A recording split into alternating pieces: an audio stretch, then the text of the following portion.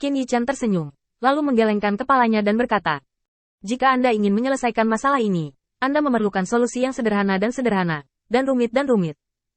Ini hanya untuk membiarkan mereka menemukan tempat untuk mewujudkan harga diri dan cita-cita mereka. Hal sederhana adalah cara untuk melakukan ini tidak sulit. Saya hanya mengejar strategi ini di kuil Tuhan. Tetapi kesulitannya adalah ini cara setelah asumsi. Tidak ada yang akan menjadi bagian dari genggaman kita. Bagaimana masa depan akan berkembang? Menurut saya masih belum bisa melihat. Pria tua berbaju putih di sampingnya tiba-tiba bertanya. Kalau begitu izinkan saya bertanya kepada Anda. Jika seseorang senang membunuh orang dan tidak puas, bagaimana Anda menghadapinya? Sebelum Qin Yichen bisa menjawab, lelaki tua berjubah hitam itu mencibir. Apa yang Anda katakan hanyalah sebuah contoh, dan tidak banyak contoh seperti itu. Mungkin karena pengabaian pendidikan, ketidaktahuan akan kebenaran, dan ketidaktahuan akan kebaikan. Saya pikir ada benarnya apa yang dikatakan anak ini, dan saya mendukungnya. Sangat banyak. Membangun sekolah dapat menghindari hal ini. Pertanyaan. Pria tua berbaju putih itu berbicara lagi. Lalu menurut apa yang kamu katakan, bisakah orang-orang terpelajar di dunia ini meninggalkan semua perbuatan jahat? Kurasa tidak. Melihat kedua lelaki tua itu akan berdebat lagi, kata Qin Yichen. Itu tidak perlu merepotkan. Karena beberapa orang suka membunuh, mengapa tidak mengaturnya untuk menaklukkan ras asing dan memperluas bidang bintang? Sekarang dunia begitu luas, ada banyak sarana komunikasi antara bidang bintang dan bidang bintang. Penaklukan bidang bintang manapun membutuhkan banyak tenaga, sehingga orang yang menyukai perang juga dapat memiliki tempat yang berharga. Kata-kata Qin Yichen segera membungkam semua orang yang hadir. Orang yang suka membunuh tidak dihukum, tapi justru memberinya panggung untuk menunjukkan kekuatannya. Pilihan seperti itu tentu tidak bisa dipercaya. Pria tua berjubah putih itu segera berdiri, bersiap untuk pergi. Hanya anak-anak bodoh yang memaafkan momok. Tidak ada aturan di dunia ini, dan tidak ada lingkaran persegi. Membiarkan orang yang penuh dengan tangan pembunuh untuk bertahan hidup di dunia adalah penghujatan dan penghinaan bagi kita. Meskipun pria tua berjubah hitam di samping memiliki wajah yang tenang, dia benar-benar tidak berani menjawab kata-kata Qin Yichen. Karena ide ini terlalu berani. Dia tidak bisa membayangkan betapa kacaunya pembentukan kekuatan seperti itu. Menghadapi kepergian lelaki tua berjubah putih dan lelaki tua berjubah hitam yang pendiam, Qin Yichen hanya tersenyum ringan. Aturan. Siapa bilang tidak ada aturan saat menunjuk orang-orang ini? Saya akan memberinya identitas yang bisa berdiri di sisi terang. Jika dia berani menyerang rakyatnya sendiri, saya yakin masih akan ada orang di sini. Lebih dari itu, mereka yang bersedia menegakkan keadilan. Setelah perintahku, pukul dia sampai ke tulang. Abu.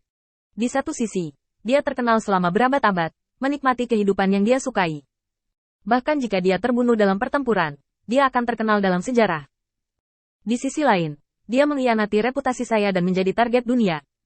Berburu, yang akan terkenal selama ribuan tahun. Jika Anda mengubah orang yang hadir, bagaimana Anda akan memilih? Pria tua berjubah putih itu berhenti dan berbalik dengan kaku. Dia tidak berharap Qin Yichen memberikan jawaban seperti itu. Hampir sempurna menjawab pertanyaannya. Bagi orang-orang itu sudah merupakan batasan yang sangat kecil, dan bahkan sangat kecil sehingga dapat diabaikan. Di satu sisi, seperti mereka yang mengaku jujur, mereka memiliki kesempatan untuk menjadi terkenal dan dikagumi oleh generasi mendatang. Dan di sisi lain, itu adalah jurang yang sangat dalam. Operasi ini, yang terlihat lembut, sebenarnya sangat sulit. Jika Anda berjanji, Anda akan makmur. Jika tidak, Anda akan binasa. Ini adalah pilihan yang sederhana. Mungkin siapapun yang memiliki otak tahu bagaimana memilih. Pria tua berjubah putih kembali ke posisinya, dan setelah merapikan jubahnya, dia memandang Qin Yichen. Saya ingin tahu apakah Yang Mulia memiliki preseden untuk upaya semacam itu? Sebagai penguasa cahaya, bawahanmu selalu memiliki satu atau dua kesempatan untuk mencoba. Qin Yichen tersenyum santai dan berbalik menghadap matahari yang terik di atas kepalanya. Di depan matanya, Qin Yichen melihat Go Tam-ming, yang sudah lama tertunda, dan Lucy, yang menonton dari pinggir lapangan. Dia tersenyum dan mengangguk. Ya, ada seorang pria di bawah kuil penguasa cahaya yang pernah mengkhianati dewa yang dia percayai. Akulah yang menyelamatkannya.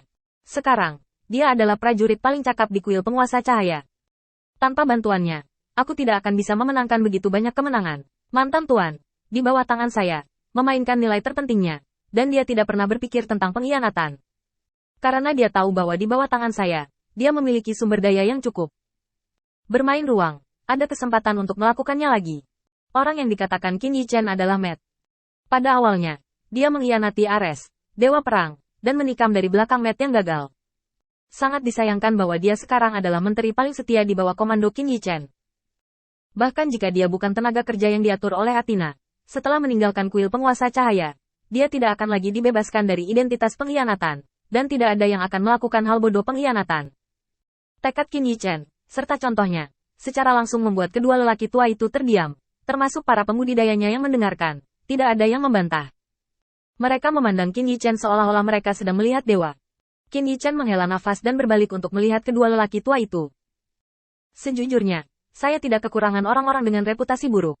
Tetapi tanpa kecuali, mereka adalah andalan saya, dan seperti orang percaya yang biasanya saya rekrut, mereka layak dipercayakan dengan punggung mereka.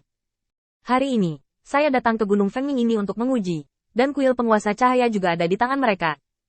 Hidup dan mati bergantung pada kemampuan mereka sendiri. Ketika aku meninggalkan kuil penguasa cahaya, semua masalah sepele di kuil ditangani sendiri. Secara tidak sengaja, Qin Yichen menjatuhkan bom lain pada orang-orang ini. Sekelompok orang tampak tercengang. Pria tua berjubah putih itu tidak dapat menemukan apapun untuk disangkal untuk waktu yang lama. Lagi pula, di depan fakta Qin Yichen, dia tidak dapat menemukan banyak hal untuk disangkal. Pria tua berjubah hitam di samping memandang pria tua berjubah putih itu setelah waktu yang lama. Jika aturan ini bisa berlanjut, itu mungkin bukan solusi yang baik. Namun, Tuan Cahaya, saya masih memiliki pertanyaan untuk Anda jawab. Contoh yang Anda gunakan sekarang semuanya pada tingkat kultivator. Apa yang harus Anda lakukan jika Anda memiliki umur panjang? Saya tidak percaya bahwa Anda memiliki begitu banyak energi dan kemampuan untuk membiarkan mereka menemukan tempat mereka sendiri. Saya tidak percaya bahwa ada begitu banyak manusia tanpa kekuatan dan kultivasi. Anda juga dapat membuat mereka berperan di dunia biarawan. Qin Yichen mengangguk diam-diam dan berkata cukup Versailles. Orang-orang percaya di kuil penguasa cahaya pada awalnya adalah orang-orang berkepala datar yang tersisa yang dipilih oleh 12 dewa-dewa. Pejabat tertinggi yang direkrut saat ini hanyalah Zhao Wuling, penguasa kota Rin. Kecuali Zhao Wuling, tampaknya tidak banyak orang dari latar belakang bangsawan.